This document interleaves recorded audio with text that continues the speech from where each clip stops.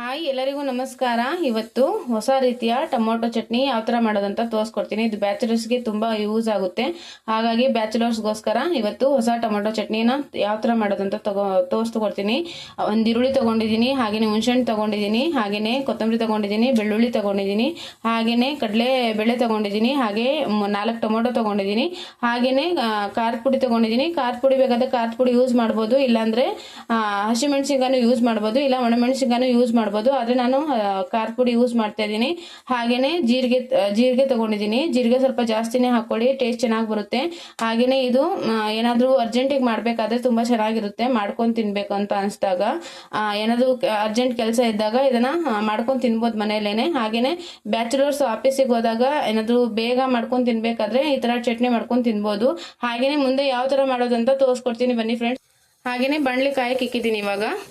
ಹಾಗೇನೆ ಅದರಲ್ಲಿ 1 ಸ್ಪೂನು ಎಣ್ಣೆ ಹಾಕೊಂಡಿದ್ದೀನಿ. ಎಣ್ಣೆ ಹಾಕೊಂಡು ಫ್ರೈ ಮಾಡ್ಕೊಳ್ಳೋದು ಯಾವ ತರ ಅಂತ ಮುಂದೆ ತೋರಿಸ್ಕೊಡ್ತೀನಿ, ಬನ್ನಿ ಫ್ರೆಂಡ್ಸ್. ಹಾಗೇನೆ ಜೀರಿಗೆ ಹಾಕೊಂತ ಇದ್ದೀನಿ. ಫಸ್ಟು ಜೀರಿಗೆ ಹಾಕೊಳ್ಳಿ, ನೋಡಿ ಎಷ್ಟು ಬೇಕು ಅಷ್ಟು ಜೀರಿಗೆ ಹಾಕೊಳ್ಳಿ. ಜೀರಿಗೆ ಹಾಕೊಂಡಾದ್ಮೇಲೆ ಒಂದು ಈರುಳ್ಳಿ ತಗೊಂಡಿದ್ದೀನಿ, ಈರುಳ್ಳಿನ ಹಾಕೊಂತ ಇದ್ದೀನಿ ಈಗ. ಹಾಗೇನೆ ಈರುಳ್ಳಿ ಫ್ರೈ ಆಗ್ತಿದೆ. ಇವಾಗ ನೆಕ್ಸ್ಟು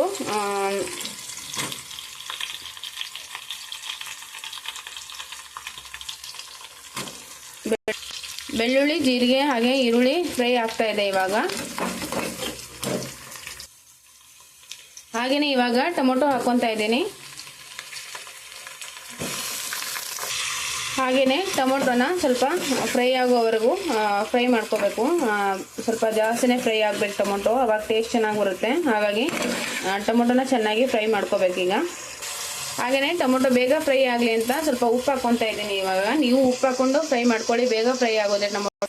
ಹಾಗೇನೆ ನಾನು ಮೊದಲನೇ ಕಡಲೆಬೇಳೆ ಹುರ್ಕೊಂಡು ಇಟ್ಕೊಂಡಿದ್ದೀನಿ. ನೀವು ಫಸ್ಟೇ ಹುರ್ಕೊಂಡು ಇಟ್ಕೊಂಡ್ಬಿಡಿ. ಈ ತರ ಮ್ಯಾಶ್ ಆಗಿದೆ ನೋಡಿ, ಈ ತರ ಫ್ರೈ ಆಗಬೇಕು ನೀಟಾಗಿ. ಈಗ ನೋಡಿ ಮ್ಯಾಶ್ ಆದ್ಮೇಲೆ ಕಡಲೆಬೇಳೆ ಫಸ್ಟೇ ಹುರಿದಿಟ್ಕೊಂಡಿದ್ದೆ. ಕಡಲೆಬೇಳೆ ಹಾಗೆ ಖಾರ ಪೌಡ್ರು ಸೇರಿಸ್ಕೊಂಡಿದ್ದೀನಿ. ಖಾರದ ಪೌಡ್ರು ನೋಡಿ ಸೇರಿಸ್ಕೊಂಡು ಈ ತರ ನೀಟಾಗಿ ಮಿಕ್ಸ್ ಮಾಡ್ಕೋಬೇಕು.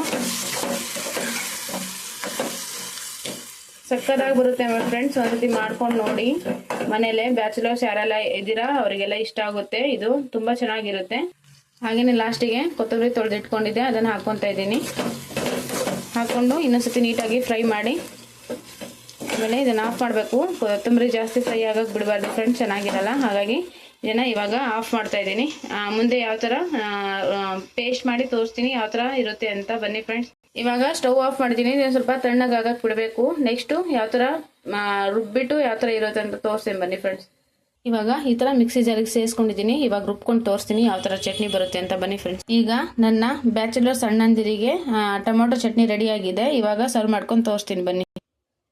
ಹಾಗೇನೆ ಅನ್ನ ಜೊತೆನೆ ತಿನ್ಬೋದು, ಇಲ್ಲ ಚಪಾತಿ ಜೊತೆನೆ ತಿನ್ಬೋದು. ಇವಾಗ ನೋಡಿ ಸಾಫ್ಟಾಗಿ ಬಂದಿದೆ ಫ್ರೆಂಡ್ಸ್. ಇಲ್ಲಿ ನೋಡಿ ತುಂಬ ಟೇಸ್ಟಾಗಿ ಬಂದಿದೆ. ಒಂದ್ಸತಿ ಟ್ರೈ ಮಾಡಿ. ಚಪಾತಿ ಜೊತೆನೂ ತಿನ್ಬೋದು, ಹಾಗೇನೆ ಅನ್ನ ಜೊತೆನೂ ತಿನ್ಬೋದು. ಯಾರಿಗೆಲ್ಲ ನಮ್ಮ ರೆಸಿಪಿ ಇಷ್ಟ ಆಗಿದೆಯೋ ಲೈಕ್ ಮಾಡಿ, ಶೇರ್ ಮಾಡಿ, ಹಾಗೆ ಸಬ್ಸ್ಕ್ರೈಬ್ ಮಾಡಿ, ಹಾಗೆ ಪಕ್ಕದಲ್ಲಿರುವ ಬೆಲ್ ಐಕನ್ನ ಕ್ಲಿಕ್ ಮಾಡಿ. ಎಲ್ಲರಿಗೂ ನಮಸ್ಕಾರ ಫ್ರೆಂಡ್ಸ್. ಇಲ್ಲಿಗೆ ವಿಡಿಯೋನ ಎಂಡ್ ಮಾಡ್ತಿದ್ದೀನಿ. ಎಲ್ಲರೂ ನಮ್ಮ ಚಾನಲ್ನ ಸ್ಕಿಪ್ ಮಾಡದೆ ನೋಡಿ. Bye friends.